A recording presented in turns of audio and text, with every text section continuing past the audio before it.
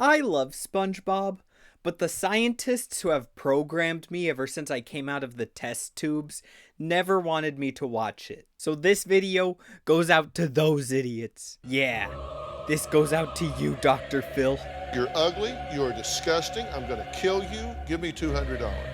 This goes out to you, Dr. Oz. So when you go to bed at night, put your head on that soft pillow, you know Oz will be doing exactly what you want him to do if you were there next to him. To you, Dr. DeGeneres.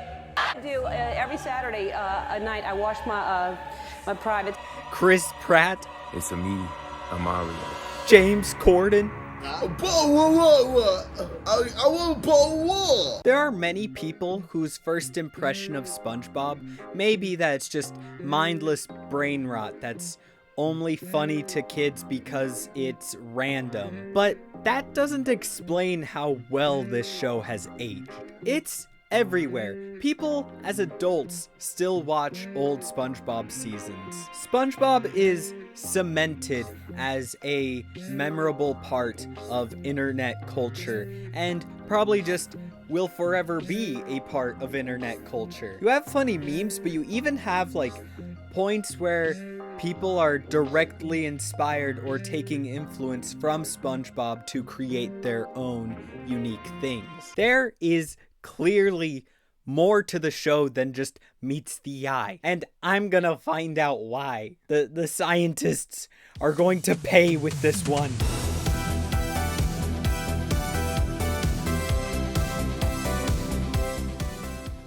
Let's start with a popular observation that the internet has found. When you're a kid watching SpongeBob, you relate to him as a character. But when you're an adult, you slowly find yourself relating more and more with hentai's favorite protagonist, Squidward Tentacles.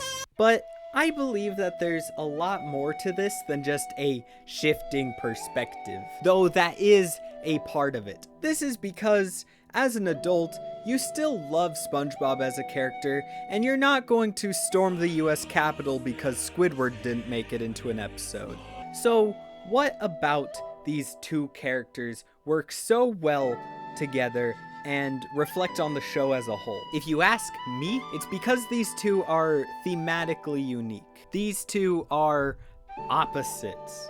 SpongeBob is a show thematically about how you will be happier in adult life if you're not afraid to be a little more childish in healthy ways. This means that every character in the show should reflect this theme in some way. Whether that's to encourage SpongeBob to grow up or it's to support him in remaining childish. Squidward has completely grown up. Patrick is too childish to properly function, and SpongeBob is in the middle. Okay, thematic relevance is important to writing good characters, but I've covered that in a previous video. So what about it pertains specifically to SpongeBob and how its writing is genius? Characters that are thematically relevant keep stories progressing and conflict growing. Because SpongeBob and Squidward are so different,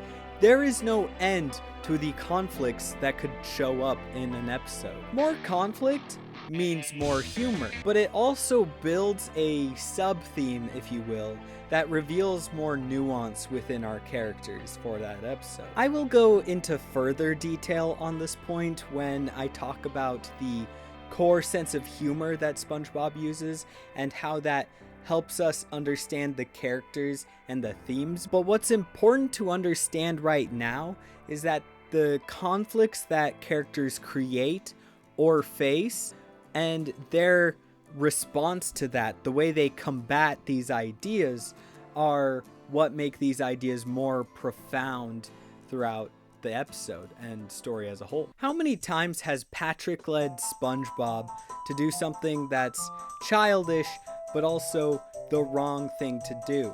How often does Squidward being a stuck-up adult keep him from moments where he could have been a lot happier? The relationship between SpongeBob and Squidward is really interesting to me. It's pretty normal to have that rival friend character in comedies, but I feel like there's more to SpongeBob and Squidward that makes them stand out amongst the rest. Their relationship is very one-sided on both ends. SpongeBob sees Squidward as a genuine friend. Meanwhile, Squidward sees SpongeBob as like a bad luck charm, I guess. Squidward will have a tendency to be a huge jerk to SpongeBob while not actually hating him. I think ultimately he just wishes SpongeBob would be more grown up. But when it's serious, Squidward will be there for SpongeBob, kind of like that older sibling who's all like, Nobody gets to mess with my brother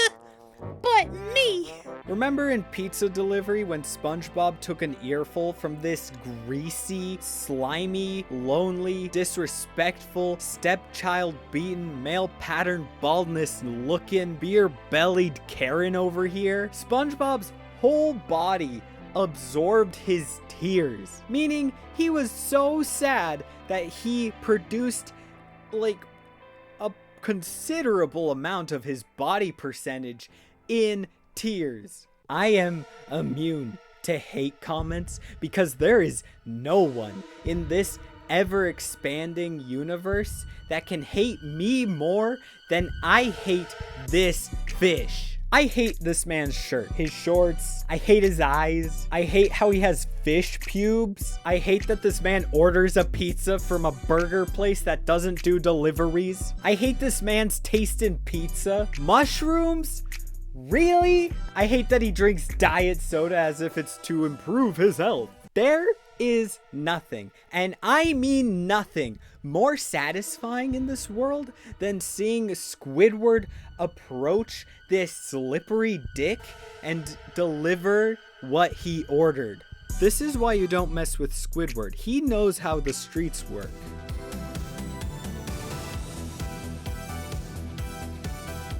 I swear, I'm not referring to a Minecraft YouTuber's Discord channel.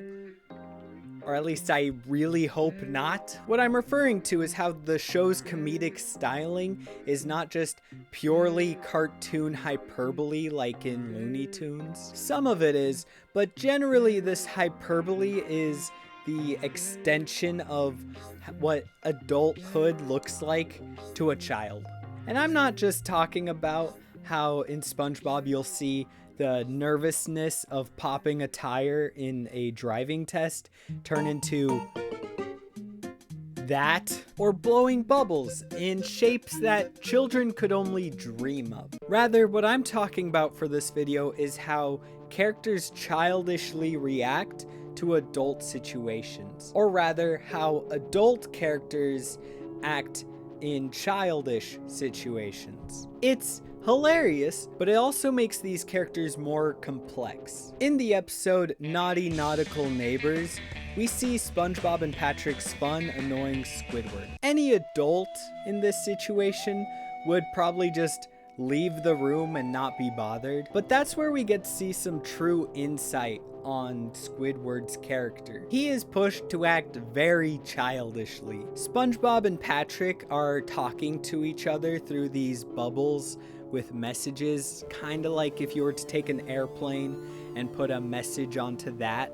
Squidward gets so annoyed with this that he starts replacing a message here and there with his own, and it makes SpongeBob and Patrick very angry with each other. This feels like some sort of playground shenanigans all across the board. Squidward isn't really on the Regina George level of playing these two against each other, and that's because I really don't think he means to do harm with this. Rather, it seems more like he's trying to do it as a prank. Get a good laugh at watching these two guys bicker at each other. Almost like he's confident that SpongeBob and Patrick will just make up in the end as always. SpongeBob, I no longer wish to know you. You give bottom dwellers a bad name. This is not the case, however, because SpongeBob and Patrick have started to compete for Squidward's friendship. All because they're still mad at each other. It gets so intense that Patrick tries to seduce Squidward. You know you are moving way too fast in the relationship when Hentai's favorite protagonist, Squidward Tentacles, is running afraid for his life. SpongeBob and Patrick are not doing the grown-up thing. In fact, their childish competition is just making things worse.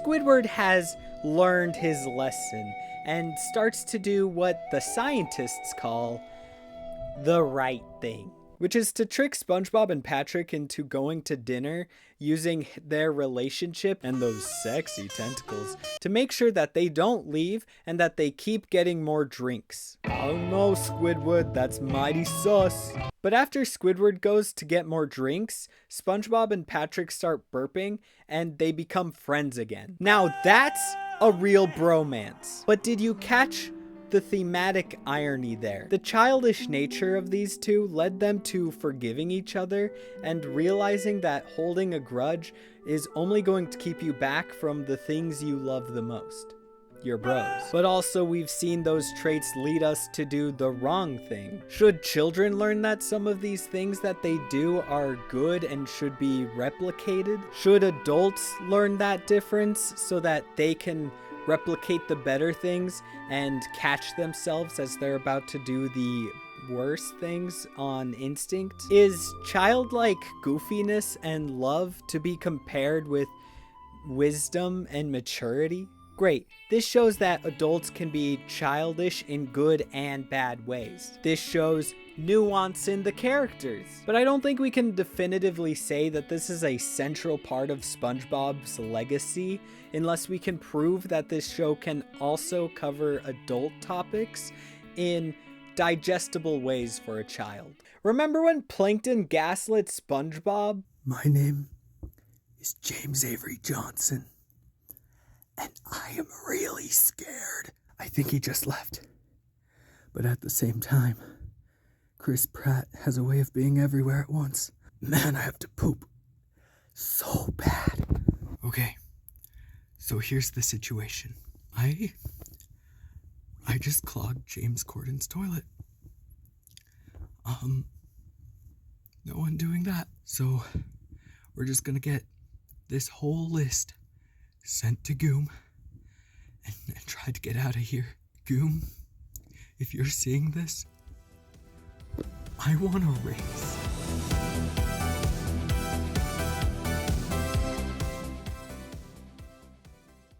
In the episode Plankton, we are introduced to the title character and his ambitions of evil and thievery. When SpongeBob, the optimistic and trusting protagonist, gets the opportunity to meet Plankton, Plankton gives him a very nice gift to prove their friendship. This is so nice. You gotta love how kind he is. How could he do anything wrong when he's done something so nice? Plankton sets up this friendship with a transactional dynamic.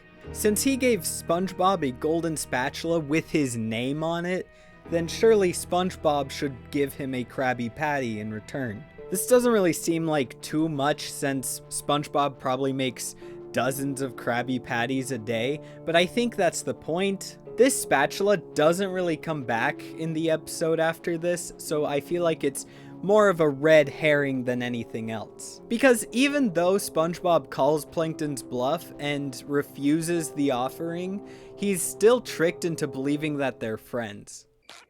Even if we are friends, never, never, never, never. This is the only point of the scene that I think is actually central to the plot and the reason why this whole scene exists at all. Because the golden spatula is clearly not Plankton's actual plan. His actual plan starts when SpongeBob is alone in bed and Plankton is going inside him. Did I really have to write it like that? Plankton takes a map to SpongeBob's brain, because I guess those are just easily accessible, and starts controlling him. Now, I don't believe that every element of this episode is actually meant to be an allegory for manipulation. I'm not even sure if this episode is written with the intent of displaying what manipulation is like.